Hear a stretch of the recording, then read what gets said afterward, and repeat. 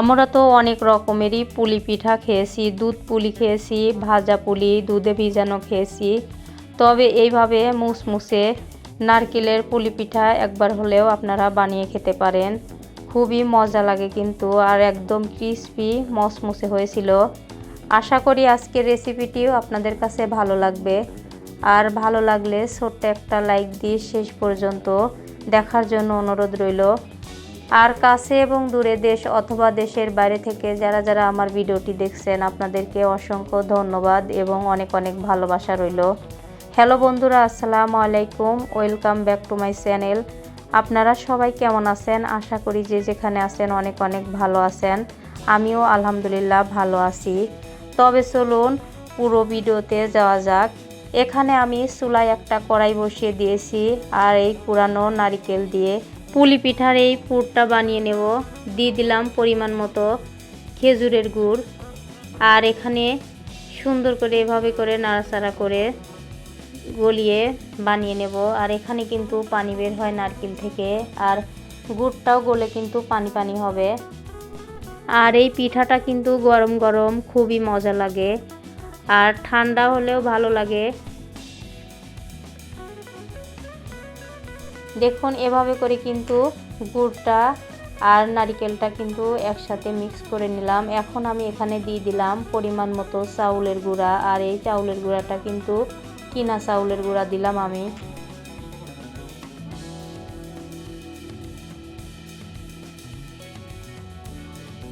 এভাবে করে চাউলের গুঁড়াটা সুন্দর করে কিন্তু নারিকেলের সাথে মিশানো হয়ে গেছে। তার মানে পুলি পিঠার পুরটা আমার রেডি হয়ে গেল।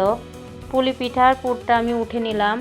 এখন কড়াই দিয়ে এখন পুলি পিঠা বানানোর যে আটাটা সেটা বানিয়ে নেব। দিয়ে দিলাম এক বাটি পরিমাণ মতো পানি, পরিমাণ মতো লবণ দিয়ে দিলাম। এখন লবণ পানি সুন্দর করে মিক্স করে নিলাম, আর ভালোভাবে একটা বলক উঠে গেছে।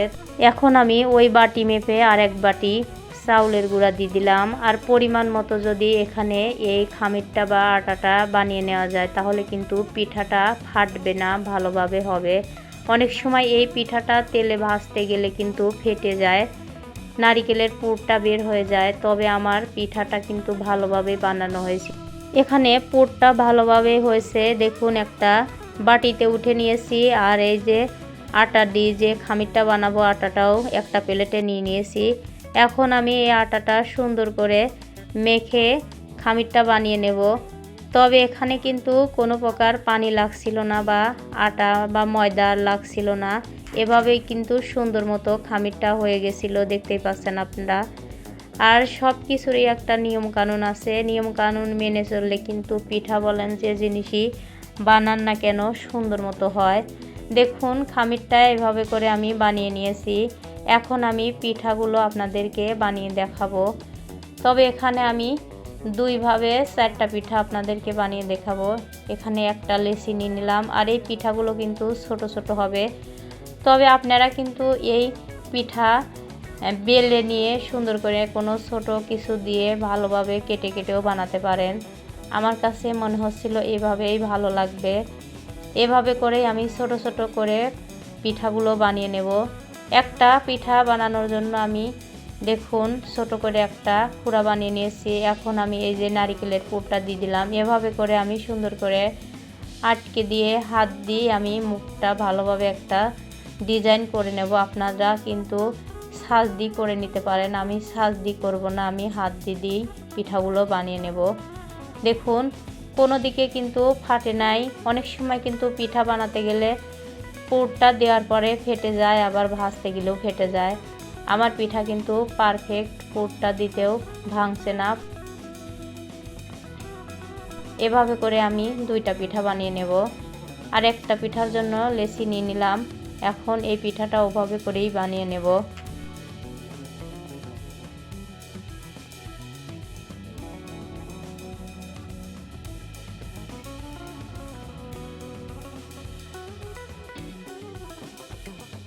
তবে আমার রেসিপিটি যদি আপনাদের কাছে এতটুকু ভালো লেগে থাকে, অবশ্যই একটা সাবস্ক্রাইব করে পাশে থেকে যেতে পারেন।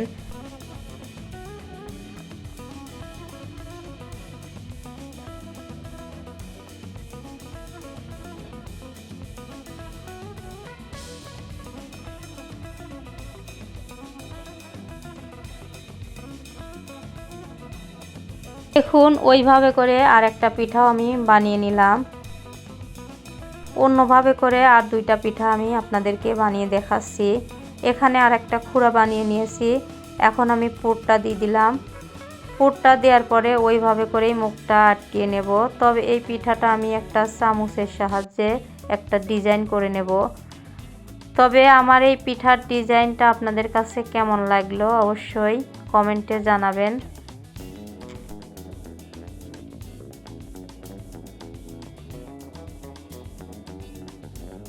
সুন্দর করে পিঠাটা মুখ আটকে নিয়েছি। এখন এই যে চামচ দিয়ে এভাবে করে আমি একটা ডিজাইন করব।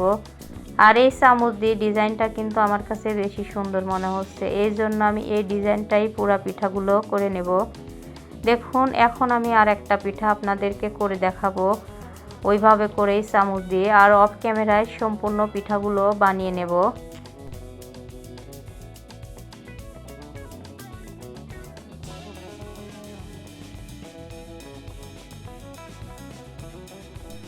আর একটা কথা বলতে কি জানুন, এই পিঠাটা কিন্তু এখন আমরা সাজদি করে থাকি। ছোট সময় মা চাচিরা নানি দাদিরা দেখছি এই পিঠাগুলো কিন্তু এভাবে করে চামচ দিয়ে কিংবা হাত দিয়ে তারা বানাইছে। তখনকার সময় কিন্তু তাদের কোনো সাজ ছিল না। দেখুন এভাবে করে আমি সম্পূর্ণ পিঠাগুলোই চামচ দিয়ে বানিয়ে নিয়েছি। চামচের ডিজাইনটা আমার কাছে ভালো লাগতেছিল। এখন আমি পিঠাগুলো ভেজে নেব। এই যে চুলায় আমি পিঠা বানাই বা মাছ ভাজি যে কড়াই, কালো কড়াই, এই কড়াইটাই আমি পিঠাগুলো ভেজে নেব। তেল দিয়ে দিয়েছি, তেলটা হালকা গরম ছিল তখনই আমি পিঠাগুলো দিয়ে দেব। আর এই তেলটা কিন্তু বেশি গরম করে দিবেন না, পিঠাগুলো কিন্তু উপর থেকে লাল হয়ে যাবে আর ভালোভাবে কিন্তু ভাজা হবে না।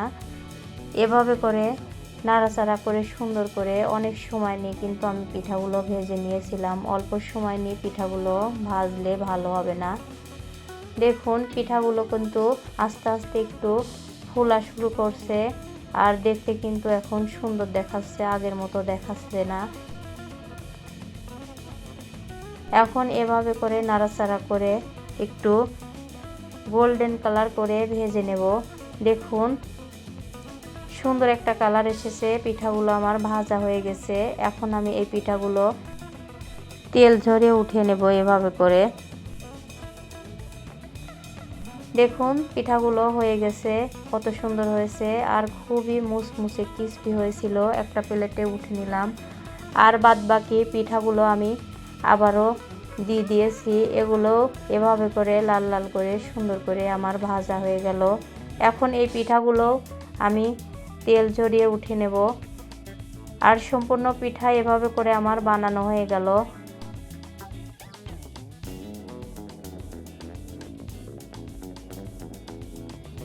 দেখুন এভাবে করে সম্পূর্ণ পিঠাই আমার হয়ে গেল, কত সুন্দর হয়েছে আর খেতে কিন্তু খুবই লোভনীয় এই পিঠাগুলো। এখন আমি আপনাদেরকে ভেঙে দেখাবো দুইটা কেমন হয়েছে ভিতরটা। আর দেখুন খুবই শক্ত হয়েছিল কিন্তু মুচমুচে, আগের থেকে বলতেছি আপনাদেরকে। দেখুন একটার সাথে একটা লাগাচ্ছি, খুবই ভালো একটা শব্দ হচ্ছিল। আপনাদের অরিজিনাল সাউন্ড বা অরিজিনালভাবে পিঠাটার কোনো শব্দ দেখাতে পারলাম না। প্লেটে ঢালার সময় কিন্তু পিঠাটার একটা বাজনা হচ্ছিল যখনই প্লেটে নিয়েছিলাম। আর দেখতে পাচ্ছেন ভাঙছি, সহজে ভাঙছে না। আর ভিতরে পুরটারও কালার মাশাআল্লাহ সুন্দর হয়েছে কিন্তু। তবে আজকের মতো রেসিপিটি এখানেই শেষ করছি। অন্য কোনো নতুন রেসিপি নিয়ে আপনাদের মাঝে দেখা হবে। ততক্ষণে সবাই ভালো থাকবেন, সুস্থ থাকবেন। আল্লাহ হাফেজ, আসসালামু আলাইকুম।